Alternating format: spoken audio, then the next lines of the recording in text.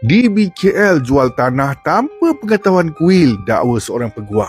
Kita kenal peguam ni, nama dia Surendran, kita panggil dia Suren.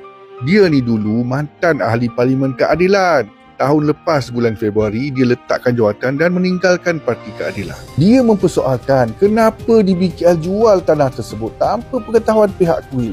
Dia sedar tak di BKL jual tanah tu tahun 2012. Waktu itu Datuk Seri Najib sebagai Perdana Menteri. Pelik kan? Kenapa baru sekarang dia nak pertikaikan atau persoalkan? Kalau betul lah Surendran nak perjuangkan isu ini, kenapa tidak diperjuangkan ketika dia menjadi ahli parlimen 2013 sampai 2018?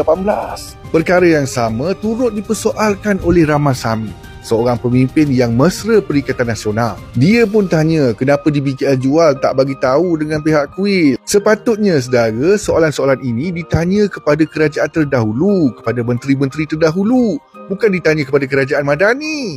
Dia beginilah, rundingan dah berlangsung lebih 10 tahun, dah capai kata sepakat, dah nak selesai dah. Tolonglah jangan diapi-apikan lagi, tolonglah jaga keharmonian negara, fikir positif, jangan komen yang bukan-bukan, jangan komen resis. Tolonglah. Saya ni saudara, kalau boleh tak nak ulas atau sentuh lagi dah isu kuil ni. Cukuplah. Saya cuma berharap kita sama-sama boleh toleransi, boleh bertolak ansur demi kemakmuran negara.